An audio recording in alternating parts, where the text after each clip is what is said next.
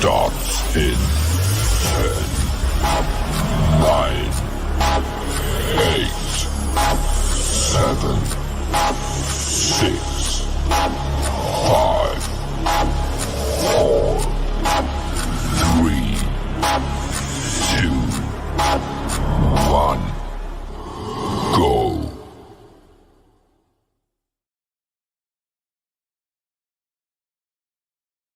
Sounds so ominous, doesn't it? Yeah, it does. Ladies and gentlemen. Yeah, it's great. I love that. Well, everybody, I got Derek Gagne here with me. We're gonna talk a little bit about radio shows and things because Derek is my master radio show guy. He has. What did we decide? You've been in all but two or one? All but two. So All but two. you know. Yeah, and that entails. And there were a couple of years we did two radio shows. We did a year, couple. we? Yeah, we did. We would do. We would do a Halloween one and then a Christmas one. Yep. Yep. So I remember doing, It's a Wonderful Life and Frankenstein in 2019. Yep. So that was the first thing we ever did at Ensemble was 2009. Right. Oh, that's right. War of the Worlds 2009. Yep. Yeah. Yeah. And oh, there's Frank. Yep. Yeah. Oh, look at that. And then if you listen to the recording that you guys have of the 2019 and how far we've progressed, it's really marvelous. The great thing about your radio shows is we get professional actors with students and community members. Yep. Yeah. And so that we get a training ground of people. It's so exciting because I get to work with my students and Lise McRae's students, and it really is something that's a testing ground to kind of get your feet wet. But also, I think you guys set and there's Dracula. Tom McMurray. Dracula, yep. So, if you think about it, Dracula 3 times, War of World 4 times, Frankenstein 3 times. But the experience with the community and with new students and everything, it's been so exciting. It's always fun. It always pushes me to do better. And, the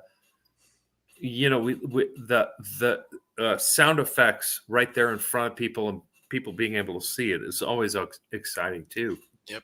Look, there's Ian with you there. I think there's Ian. That was our first. That was our first. Natasha. I think. Yep. And there's Ian again. So, you go back. There's me hamming it up. The thing about it, though, is the way you guys have been able to utilize the recordings as well to promote the theater, is extraordinary as well. And, it's a way to do this with a lower budget, off season, but do a really quality show.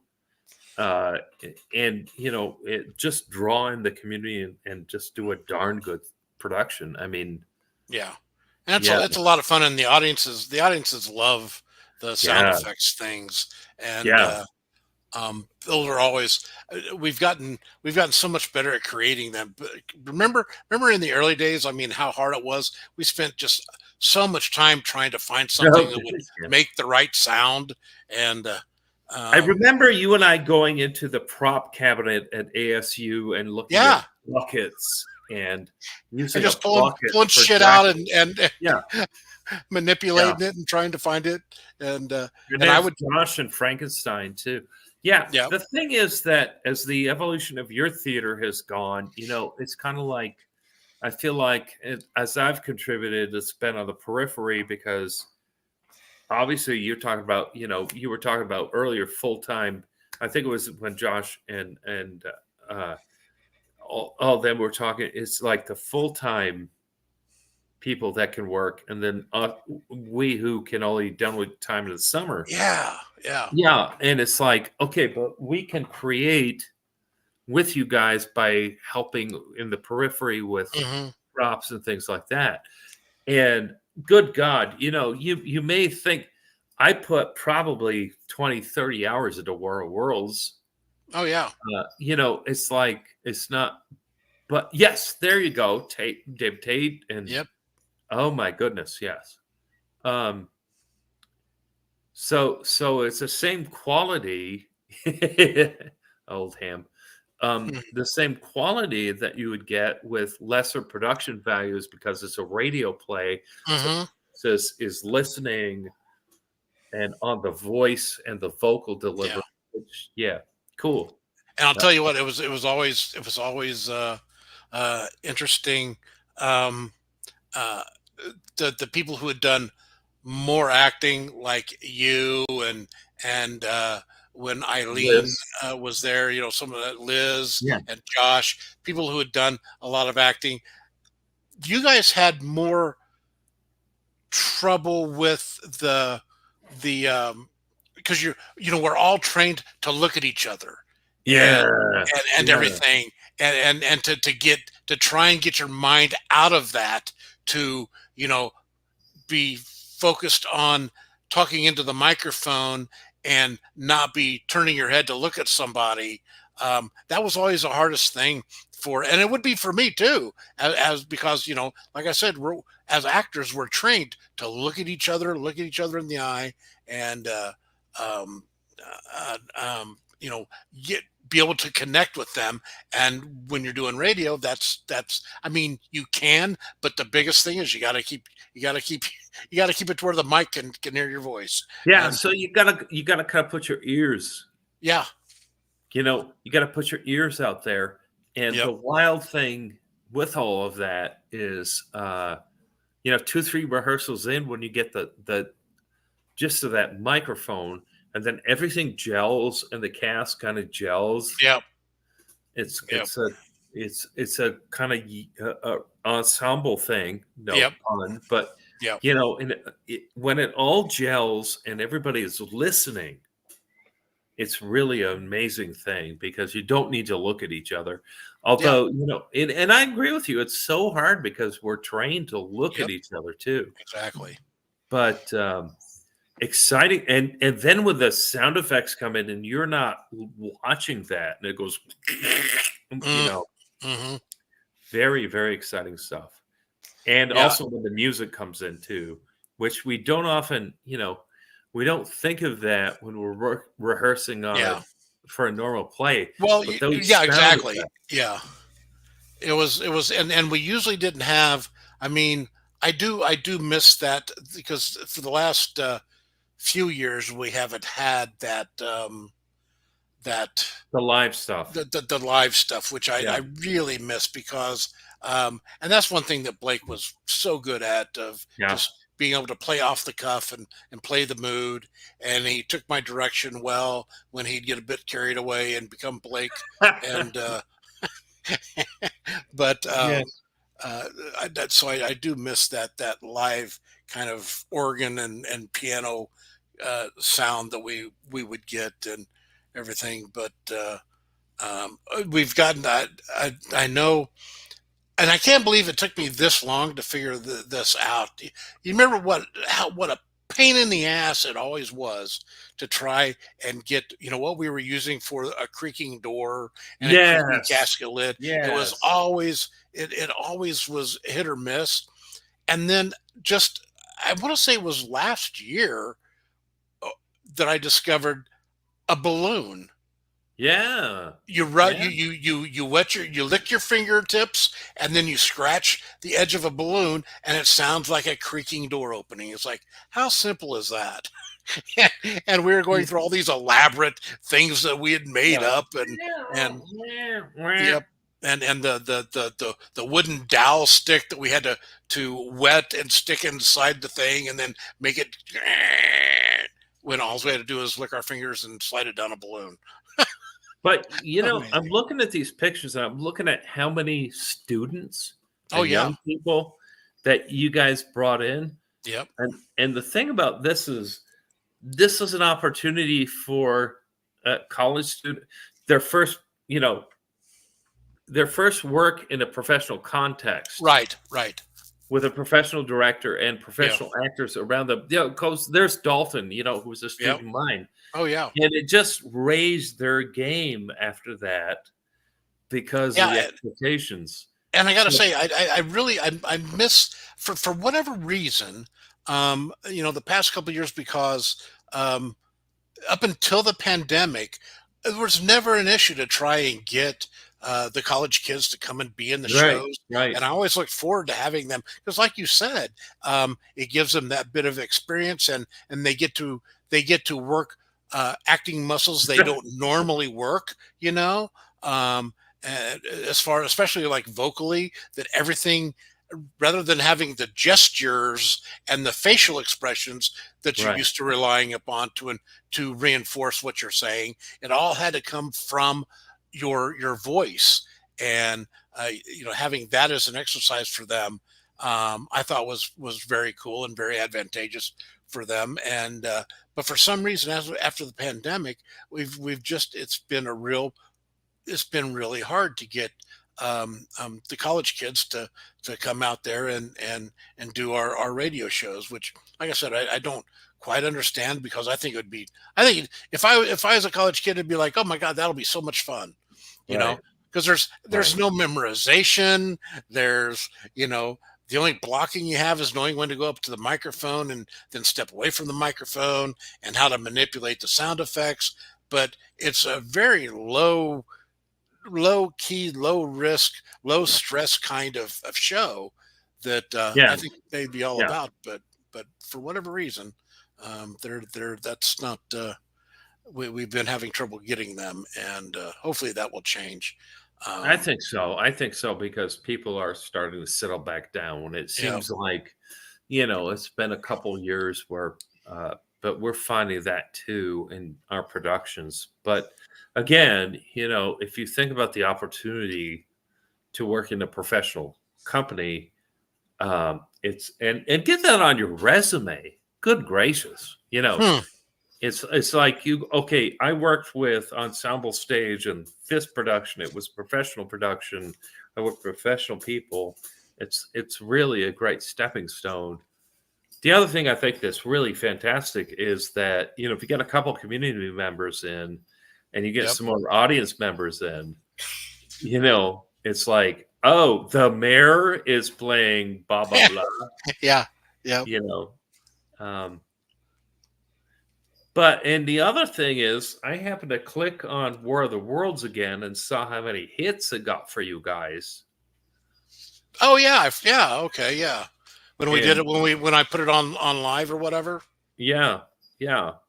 and And you also I were guess we able, had it on our YouTube page and you that were we had. able to use it for a grant. And Yep, yep. so, it's because theater is such a fleeting thing, but with a radio play, because you guys recorded, it's something that you can, kind of hold on to and say, hey, fans, here it is. Yeah. And now one thing I did, I don't know if you remember seeing that, but I remember one of our I guess it was our production of A Christmas Carol Yeah. that we did, and Yeah. it was right before the pandemic. I think it was 2019 when we did that. And then I broke it down into segments and did like Yes. a series, where I would put it on Facebook every Yeah. day, and it'd be like a 15-minute segment of the show or whatever it was. And I did some neat kind of visual effects with it because it was just a static image of something we had up on the screen or whatever. But um, we got a pretty good response from that with people seeing that. I'm probably going to do that sometime during the what I'm going to call um, my streamathon after dark. And Shoot on after dark. yeah, yeah. Yes. So I'm probably going to do Absolutely. one of those segments there for that and show it just so people can hear it. And of course, that the War of the Worlds things were just, oh god, and especially the last one. The That last was, one we did, I oh think my we god. really found, Yeah, yeah. out here in Banner Elk and everything, and we got we got to incorporate that pond that's dry that everybody knows when you drive by it. Yeah. That's where the spaceship had crashed and everything. Everybody got a kick out of And that. using David Jackson as the oh my god, that was Oh yeah, yeah, yeah, yeah, yeah. yeah. And And we had quite a few of your kids that were in Yes. that show. Eileen, I'm looking at Eileen, and yes, several. Yeah. Eileen and there was the tall the blonde headed kid with the beard who did all Yes. those voices. He was really good. Dalton was Dalton. Yep. And, there he is. Yep. there. So So one of the things that I think Ensemble Stage is being really, you're perpetuating the craft and helping. There's Dalton. Look at Yep. you know. Yep.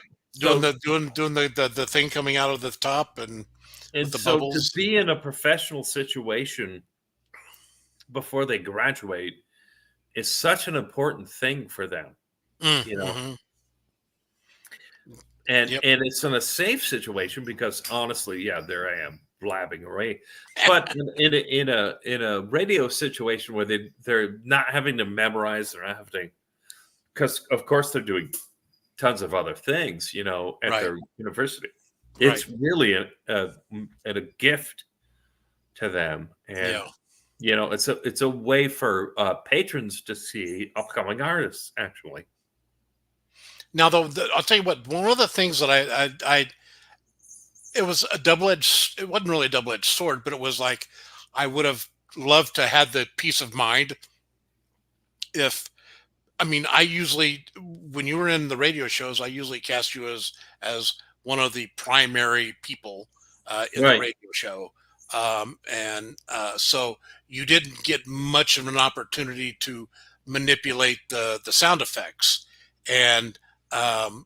I would have been inept. Oh no, I don't think so at all. I'm saying I wish I would have had. I'm glad I gave you the bigger roles for those things because you put so much meat on the bone with those and the layers that you gave to the characters. But by the same token, I would have loved to have your I don't know if expertise is the right word, but just your centeredness and understanding the rhythm of a show to do Yeah. the sound effects and things. And- yeah. Because you remember we'll spend.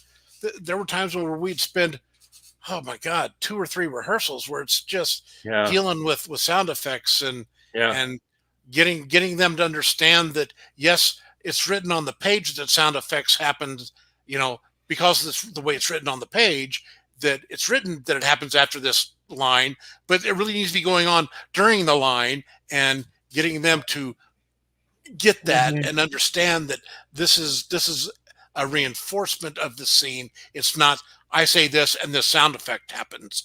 Right. It's like the underlying. Well, I got to tell you, I was listening to your interview with Mark Woodard, Mhm. and one of my favorite radio plays was Scottish play. Yes, And one mine of my too. favorite effects was the swish of the swords, Yeah, and then they tossed. and then the Cabbage. cabbage head. Yeah, It was supposed to be Mark's head. And I just was like typing and I was like, no, I don't want to interfere with this interview.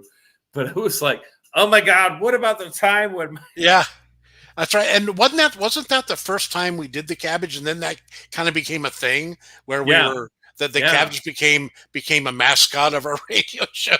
because And we it would was find a reason to use it. every time a vampire got killed in Dracula, Yep, it was thumping the cabbage. yep, thumping There's a the picture of me cabbage. holding a cabbage up at some point. That Yep. Yeah, and and there were whoever it was at one time they would make coleslaw basically every when they would be hitting that head of cabbage with that's supposed to be the stake being driven into the heart, and But you know what's we'd have cabbage wonderful? flying all over the I studio. would say this about this company because it is a theater company where a lot of artists have worked together for a very long time. And sometimes the radio plays were a chance for some of us within the company to like Mark and I became very adept working off each other and many Yeah. other people Yeah, during the off season with these, so that when we got to the main stage, yeah, it was like, so it's kind of a wonderful way of keeping things alive for you guys. Yeah. Well, it and bringing new people in. And something else that I also love about radio that I was able to do is that counter casting. You know, Mhm. you don't have to look like an ingenue to be an ingenue on the Right. radio show. You know, you don't have to look like you're 70 years old to play a 70-year-old on the radio. I loved that. I love that freedom to be able to break Mhm. away from that kind of restriction that normal plays uh, uh, uh, put on you, to where you could have a 20-year-old, 20 something playing a 70-year-old man or Right. woman, Right. and you could have this 50-year-old woman playing the 20-year-old ingenue. Mhm. It's great Mhm. because it's all in the voice. If the voice sounds like it's like you want it to sound, then that's all that really matters for theater. Yeah, absolutely. And you're looking at these photos are fantastic because these little kids that, oh my God, Yeah, that's got to be from Frankenstein, right? I think it is. I Um, think it is. yeah, Yeah. yeah, And there's Eileen. God, I just love Eileen. yeah. She's doing well over there in Chicago, though. By She's God. finished her graduate degree. She Yep. got an MFA in acting, and she's Yeah, a and now theater she's girl. she's like the artistic director of this one theater or Yeah. something. So another chance where someone who went up through Yep. ensemble has, yep, Yep. absolutely. And there's Liz. Oh my God, Liz, you talk about a powerhouse and Yeah. on the radio. I Oh my watched God. those two interviews, and I saw, well, just before this, I saw them with their little baby, Yep. and they're great friends. So Yeah. the thing is, what you guys have established within, you've got not just in the community, but also within the United States and abroad. You've got an ensemble of people Yeah. that you draw on Yep. that are kind of like family, Oh, that have absolutely. right-minded, the same kind of values in theater, and I think that that's something that's Well, very and important. kind of the same kind of commitment to it. Yes. And we understand. I guess that's one of the harder things to get younger actors, and especially the new ones coming into the field. I don't know. I sound like this old codger. When I was younger, we didn't have No, this no, problem. no. You know, but it's kind of true. I mean, I know, and I don't know how that can be fixed. Of Because I know back when we were young, um, any opportunity we had to either go see a Yeah, show yeah, or be in a show, oh yeah, my God, we took it. And yeah, and now it's when I call to offer a 20-year-old a role, or a 21-year-old a role in a show, and their first response is, well, how much money is that? And it's yeah. like, okay. Or I'm um, waiting to hear from somebody Oh else. yeah, and I think I'm almost thinking that they're trained to do that. Yeah, Somewhere in college, some college out there says, because I used to love calling people and hearing that their voice go, oh my God, cool, thank you, that's going to be so cool. I'm looking forward to it. Um, mhm. that, and then, but Oh nowadays my God, that's I Frankenstein. just I just send emails because it's never, oh gosh, I would love that. It's Yeah. well, can I get back to you in a few days and let you know?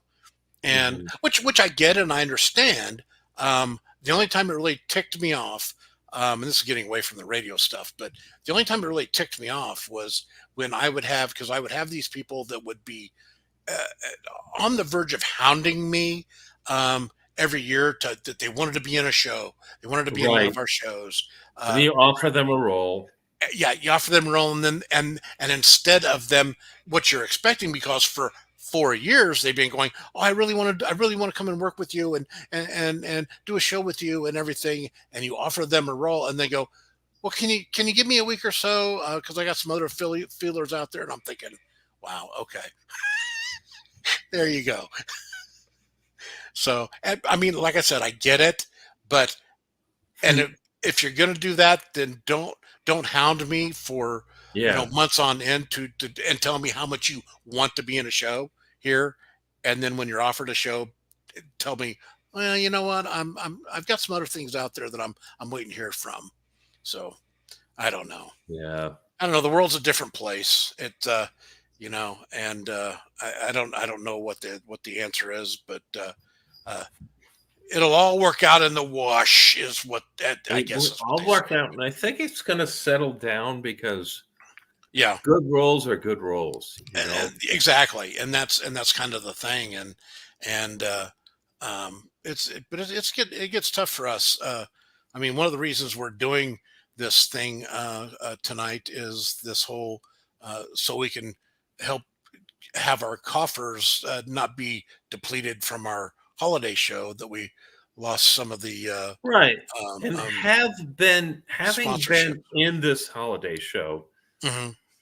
I think people need to know how much has to go into it. Oh my God, yeah, it's It insane. and it's not just, dancing because you and I know I dance like a Yeah, great. you're not the best dancer in the world, no, not at I'm all. better than Josh, but I'm not as good Well, as him. that's not really a very high bar. So, but No. yeah, But poor people who Josh. sing and act, it's a good Yeah, thing. yeah, But given the compressed rehearsal time, and a lot of these people are, working as bankers and stuff, and yeah, um, it's a really compressed, and it's a gift of love for these people to do this show. yeah, yeah. And And now I will say this: it is this year's it's different. Um, it has gotten harder and harder every year to um, get everybody's schedules to mesh. yeah, And so we decided, you know what, this year we're going to try something different. We're going to find out when our musical director, mm, his best availability, and our choreographer, her best availability, and uh, get have those be our priorities of, and that will set our schedule. And then whatever that is, then you either have to be able to be available for that or not, because it got to the point, Derek, where the last couple of years we wouldn't have everybody until sometimes opening night. oh um sure, yeah, you yeah, know and I that know, yeah. and the older I get, the more nerve-wracking that is. Oh and my gosh, and poor Lisa having to redo schedules off and on, and you know everything, and so we're doing, we're doing 5 week contract, a 5 week contract. um they we house them at Little Main Street Inn. Not all of them, we still have quite a few locals. We're still bringing in like three people, uh and we were focused on, okay, we want people who can sing and dance, and maybe step up our game a little bit for this show. And I'm glad we did that for this show, because this one, they've all been people need good, it. but this one needs People to be need it. really, really good for everybody. Yeah, I totally understand. That's fantastic, and I'm glad that it segued into this because, as this Christmas show has evolved, you guys have continuously stepped up the Yeah. uh, so that's fantastic because, man, to go from when we Oh started God. Yeah. Oh my gosh. to, and we had some guy hosting that, Yeah. okay, Yeah. hi buddy, Yeah. Yeah. you sing in bars. Okay. Um, Yeah. not to be disparaging, but yeah, Right. No, to, it has been. And I mean, we've been really lucky the last few years. I mean, with I mean, Mike Helms, when he was our host, oh my God, yeah, what a wonderful yeah, host. And and Rob Dingman, he's got that amazing voice, and he's still going to be in the show. He's available for those dates, or for great. those time slots, so he's still our host. And so it's um, it's going to be a good show this year. And we've got Steve Sensnig again as our Yeah, musical director. fantastic. And last year, we brought him in, and what a game changer he was. What a talent he brought to being the musical director. Well, But, his arranging skills. I'm yeah, blown exactly. away. Yeah. Yeah. Yeah. But anyway, we've talked long enough here, and I've got to go and get ready for another segment. I think I'm going to try and get Laura Hodos in here at 10:30. I think. Ooh, how uh, cool! I got she- to go before Laura Hodos. This is Yes, one she of my did. best- She hasn't been available, and she was thinking she wouldn't make it, but she didn't realize that we're going as long as we are. So I think she contacted Lisa, said, "But can I come on?" I love her. She's one of my favorites, and Yep. I'm so glad. She's what- everybody's favorite. She's one of those Yeah. people that everybody loves. The And cool thing is we got to talk about a little bit of evolution of Ensemble yeah, Stage. yeah. And Yeah, and but- how far you guys have come, and you guys should be proud. Well, thank you very much, and you've been such a big part of that between being in our radio shows and being in a main stage show that we won't mention, but you were by far the best in that show. You and Laura, Laura, yeah. and just the kids you send our way this last year, those 4 kids you sent for our kids show, they did such a great job, and you've always been a really strong supporter of ours, and we so appreciate. I'm sorry, I was looking at the cat here. He's wandering about. Oh, wait a minute. Here we go. Before we go, Yeah. come here, you. Come No, not gonna get him. Oh well, Not gonna get him. Not I think gonna get him. We tried, but I'll be able to get this one. Oh, good Lord, buddy. oh my goodness. Yeah. Oh my goodness. Yeah. There's my kitty. Oh, that's so sweet. Yep. Yeah. So He's new kitty lovers, and Yep. yeah, and they both sing tenor. There you go. Wait a minute, I got him. Okay. Nope, he's gone. He's gone. Wait a minute. Nope. No way. They're so fast. Anyway, love you all. Yep. And You too, man. take care, everybody. All right. Thanks, Derek. Thank you. We'll see you. Bye. Yep.